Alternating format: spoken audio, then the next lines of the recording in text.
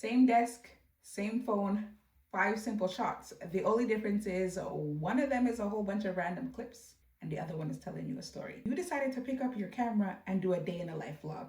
Better yet, you picked up your camera and you recorded yourself while you were doing your grocery haul. Guess what? I'm so proud of you. One video at a time is how we're going to kick away camera shyness. But you're probably also wondering, I got all these clips, now I'm in post-production and my footage still seems random. Guess what? This video is probably the part that nobody showed you. And you hear it all the time. Go out there, get that wide shot, get that medium, and make sure you get that close up and you're gonna be good enough.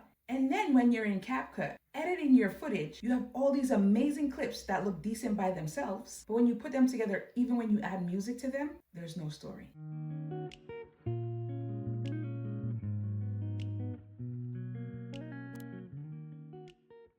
Welcome back to Clarity for Beginners. Thank you for joining me on another episode of this Film Your Life series. But before I go any further, welcome to the new subscribers. Thank you for joining the fam. And thank you for the love on the last video, how to vlog as a beginner, what to film so it tells a story. I honestly appreciate every single one of you. I appreciate the love, the comments. I'm just happy that we're able to build a community for beginner content creators. My goal here is ultimately to just kick away camera shyness and let you know that, yeah, you can do this one video at a time. So without further ado, let's jump right in. Know that this is where a lot of beginner content creators get stuck. And this has nothing to do with you filming badly. First and foremost, congratulate yourself for the win, for the bravery of picking up the phone and recording in public. That's a huge one. But what I do want you to know is sometimes you filmed all those amazing moments, all those detailed shots, but you didn't film long enough for that moment. I'll have you know that you're in luck today. I'm going to show you how to use a simple 5-shot vlog formula to turn your ordinary day into a complete story. We're going behind the scenes today, so you'll be able to see where I placed the phone, how I moved it for every shot, what the final shot looked like, and why that shot was there. We're not filming the whole day, we're just filming one small moment, but we're doing it properly.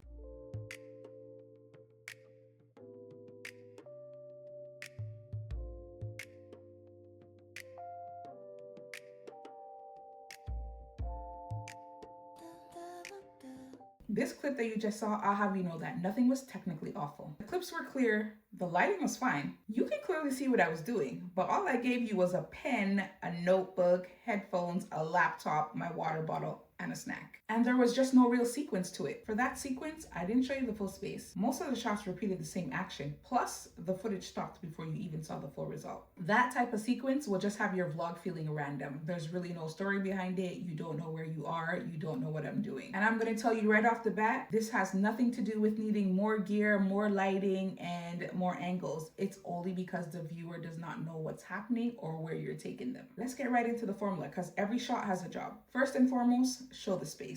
Oftentimes, that's a wide shot. Depending on what you want to capture and what you want the viewer to see, it could either be a 0.5 or a 0.1. Ultimately, you decide. Just make sure that you set the scene and the viewer knows where they are so they can connect. Setting up this phone to record the entrance of me coming into the office. So I'm just making sure that everything is in frame, making sure that whatever I want to be captured is being captured and whatever I don't need to be captured is not captured, and that I could at least see a little bit of floor. So I'm gonna go ahead and hit record. So basically this is the point where you're gonna see me walk into the office, bring myself out of frame.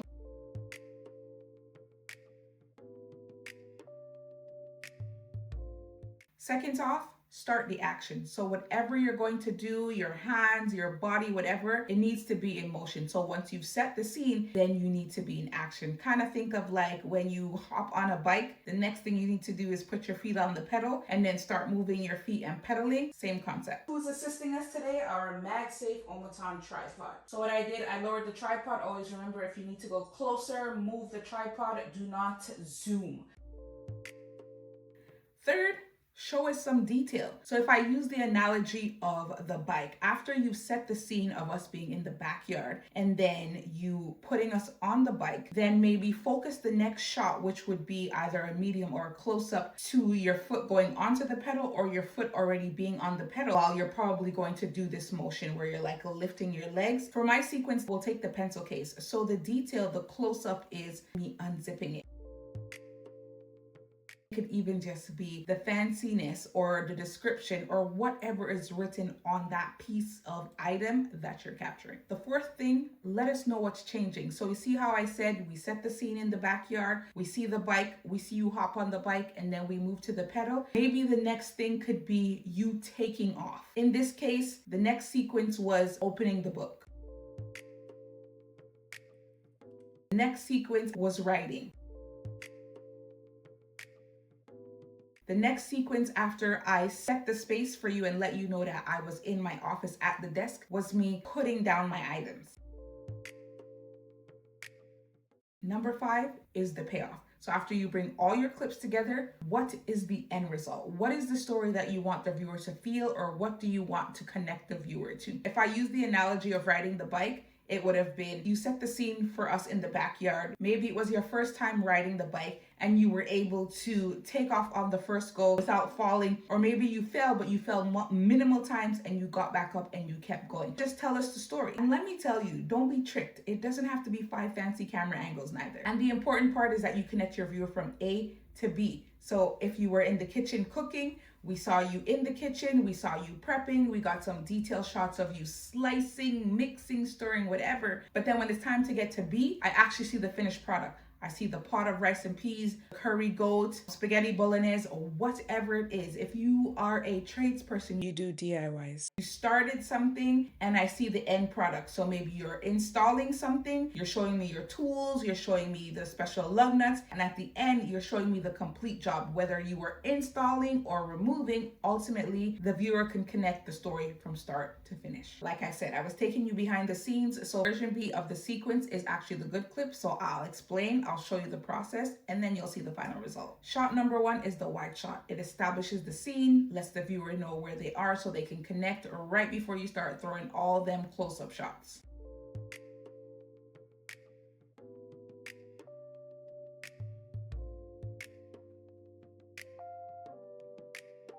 Now you know that this moment is happening at my desk. Shot number 2 just starts the action. I'm just moving closer so the viewer can actually start to begin to see what I'm about to do.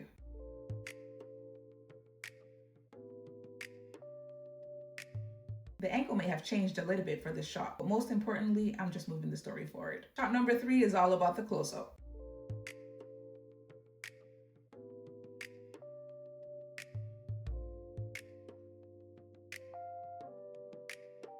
Close-ups just need to show something that matters. So for instance, I have this lip mask in my hand. If I wanted you to see the brand, if I wanted you to see the scent, ultimately I would move it closer so that you can see. So now you can see that it's by the Bath and Body Works, it's the coconut flavor, you can see the ounces and everything like that. That's all that a close-up is. So depending on what you're shooting in that moment, if you deem that they need to see the fabric, if they need to see textile and all of that, then you bring them closer. Don't just put something there because somebody told you, oh, we need to get that cinematic feel. If it means something to you and it's going to mean something to the viewer, put it there. And as you continue to record, as you continue to feel comfortable, you'll ultimately know what matters. It's like adding that blush that's gonna give you that extra pop. It's like maybe changing the color of the tie for the fit. It's just like if you were wearing a brown suit, then your belt should be brown. It shouldn't be black. You know what I mean? Just that extra pop. The word cinematic I find is thrown around loosely, and as a beginner, there's so much terms and there's so much shots and angles and things like that, that ultimately just remember, if it's important,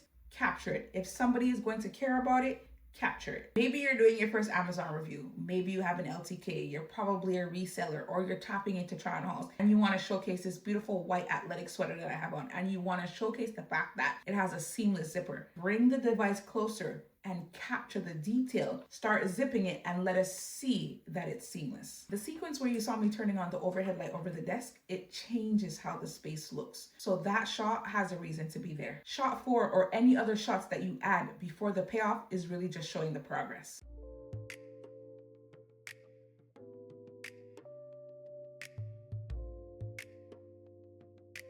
We started with an unfinished desk. and now the pieces are just coming together. So basically, you are just moving your viewer along. People that are in the DIY world, people who are in trades. Maybe you're a plumber, so we saw you go into the bathroom. We saw you take the cover off. We saw you do an analysis, and then maybe you realize that, you know what, I actually have to change the whole bowl. So we saw you start. We know you're in the bathroom. We saw all the technical stuff that you were doing, the tools, the close-up. But then now the fourth shot is like, I'm either removing the toilet or I'm installing the new toilet, and then the end result would be you doing your testing, showing us that it flushes, and maybe it's a bidet or one of them new fancy toilets and you have to program it. Basically, the fourth shot or any accompanying shot just moves the story into progression. Shot 5 is the Stanley Cup. It's that championship ring. Those of you who are tapping into vlogging, maybe you're just getting into your day in the life content, I want you to know that you don't have to leave the house for the story to end. And for the example that I showed you, my desk was ready. I sat down and I started writing. That completed the moment. If I take you all the way back to the beginning, version A had details, but it had no direction. Version B, on the other hand, showed where I was, what I started, one important detail, what I changed, and what the final result actually looked like. This is why version B feels like a story, even though I didn't do anything dramatic. I didn't have to leave my house. I didn't create a fake problem. All I did was set up my desk. And that's something that I do every day. The story just came from the order of the shots. Let's talk a little bit about overshooting. Another thing that I realized as a beginner is sometimes we overshoot. And then when we reach to post-production, editing takes forever because we've got all these clips that we want to cram into the timeline, and they're not really doing anything, or they're not moving the story further along. So before you pick up the camera, I'd encourage you, ask yourself a few questions or create a shot list. Ask yourself what the beginning is, what changes, what's the final result going to be? Then just get the 5 shots that you need. And that's why I say shot list. As you're recording, then you could either tick it off, or you kind of already know what you need to get, so you're not scrambling doing too much. I personally take 2 takes of every shot, and I let the camera roll a little bit before I start doing the action and a little bit after I'm done. So basically, I'll hit record, let it run for 2 to 3 seconds, introduce what I need to introduce into the shot, and once I'm done the action, I will then let it run for 2 to 3 seconds again, and then either pause or stop. Just know that you don't need 40 clips of the same action. 1 or 2, trust me, once you put it in post-production, you'll see that you got the shot. You'll surprise yourself. I've mentioned it before. Get a longer clip than what you anticipate to use, because when you're in post-production, you cannot stretch a 5-second clip and, I don't know, maybe you need a different section of it or you want to elongate it. It's only 5 seconds. So 6 to 8 seconds, even if you're only going to use 1 to 2 seconds, you're better off having more than less. Especially if like you're cutting onions, you're drilling, you're screwing, you're doing whatever, that just gives you enough room to cut after the action. Then you cutting right in the middle of the action, and then you've got to go back and refilm. Filming with a plan, regardless of if you're a beginner content creator or an expert, just makes editing easier, because at least when you're on the timeline, you know exactly why every clip is there. And if this is the kind of content creator help that you've been looking for, hit subscribe and stay locked into the Film Your Life series. I'm going to be breaking it down one step at a time, because honestly, filming your everyday life shouldn't feel harder than the actual life you're trying to record. I'm challenging you this week. Your challenge is to choose one small part of your day and film it in 5 shots. Don't film your whole morning. Don't film your whole life. Just choose a moment. Show the space, show the action, show the detail, show what changes, and show us the payoff. I love hearing from you guys, so tell me in the comments, what ordinary day are you gonna film this week? And if you still need help choosing your camera angles, go ahead and watch my beginner tutorial next, because that video is gonna help you decide how every shot should look. And that's a wrap for this episode of Clarity for Beginners. Don't forget to like, comment, and subscribe, and I'll see you in the next one. Bye!